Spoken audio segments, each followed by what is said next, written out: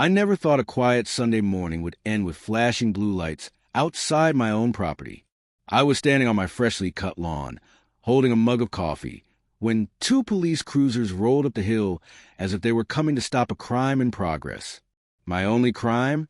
Telling a group of overzealous HOA board members that I wasn't part of their community. But I suppose in their minds that made me a threat. It started a week earlier, right after I bought the old corner property on Maple Ridge, the one that had been empty for years. I was newly retired from a long, demanding career as a structural engineer, and I wanted something quiet, something to build, fix, and make mine. The house wasn't much to look at, a little worn around the edges, like me, but it had good bones and a peaceful view of the lake. What I didn't know was that it sat next to one of the most self-important HOAs in the county. The day after I moved in, a woman in a pastel cardigan marched right up my driveway with a clipboard like she owned the place. Her name was Linda, and she introduced herself as the HOA president.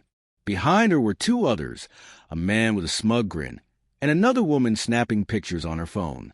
"Good morning," I said, setting down my toolbox. "Sir, we've noticed your moving truck has been parked overnight," Linda began, her tone sharp as a knife. "That's against the HOA bylaws. We'll need you to move it immediately." I blinked. "I'm sorry, who exactly are you?"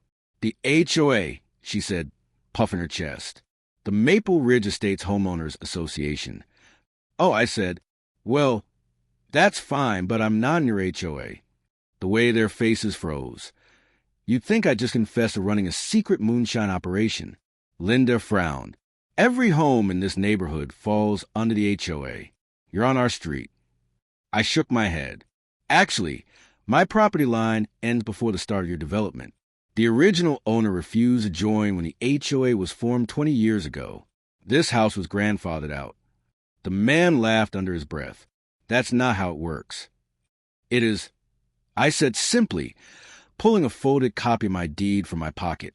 I'd already learned from experience that some people need paperwork to understand facts. "See that? No mention of your association. No covenant restrictions.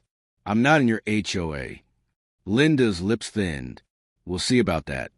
They walked off whispering, snapping one last picture of my truck before leaving. I thought that would be the end of it.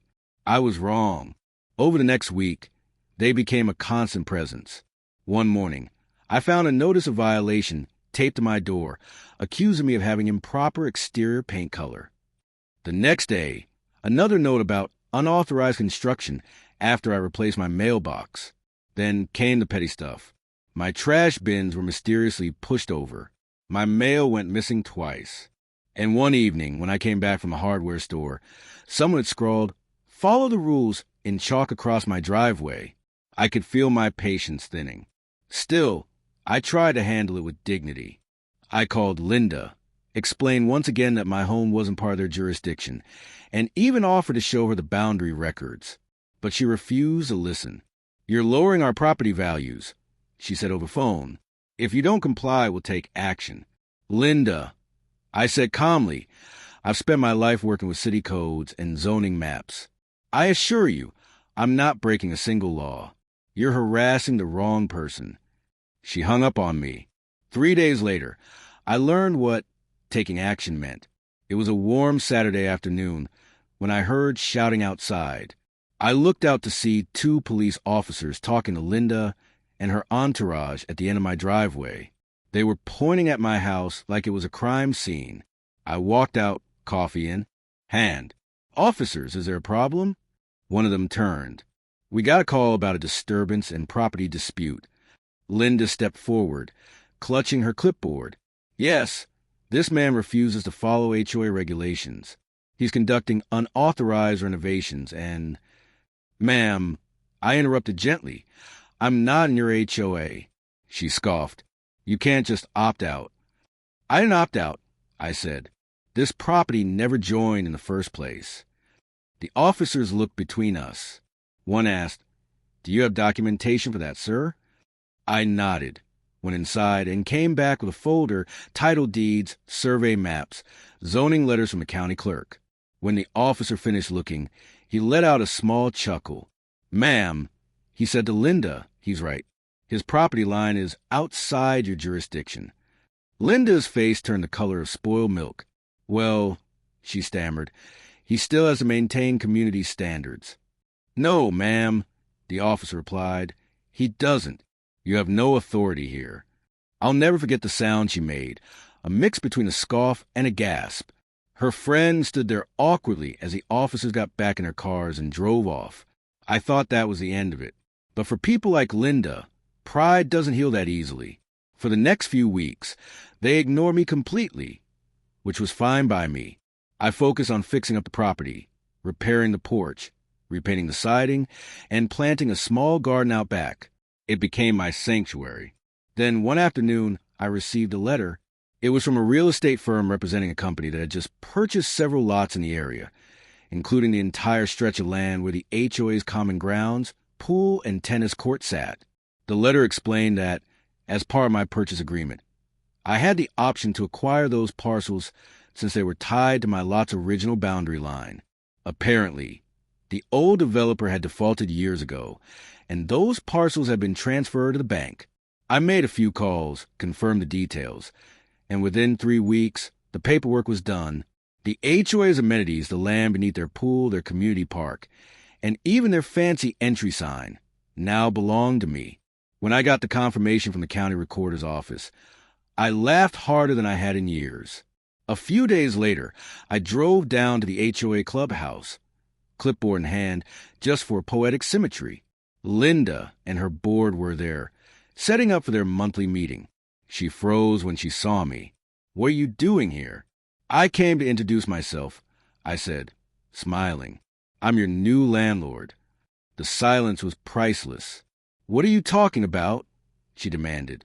I handed her the recorded deeds. "Your common areas were foreclosed years ago. They were sitting in the bank's forgotten portfolio. I bought them." She snatched the papers, scanning them with trembling hands. The smug man beside her went pale. You can't just buy the HOA's land," she sputtered. "I didn't buy your homes," I said, "just the land your HOA sits on.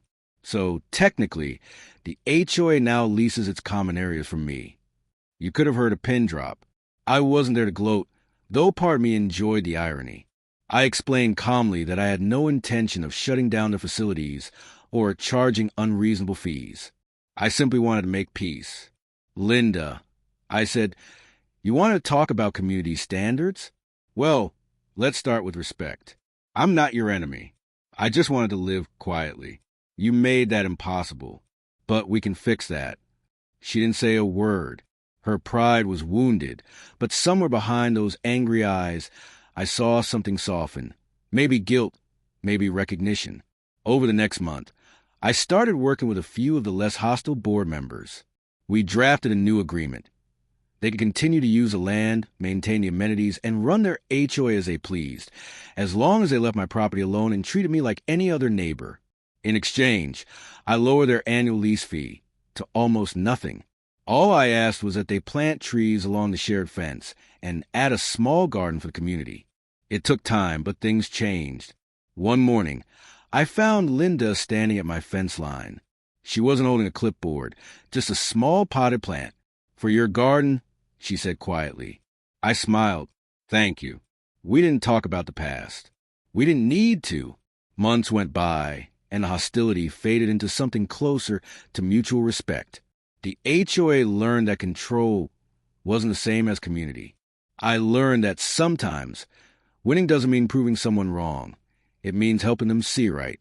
Now, when I sit on my porch and watch the sunset glow across the lake, I think about how easy we build fences in our minds. Fences made of pride, fear, and stubbornness. The funny thing about fences is they don't just keep people out. They keep you in. And sometimes the best way to protect your peace isn't by fighting. It's by showing a little grace, even when no one else does. So when the next HOA notice shows up in someone's mailbox, maybe, just maybe, they'll think twice before reaching for phone. Because the neighbor on the other side of that fence might just be the one who teaches them what community really means.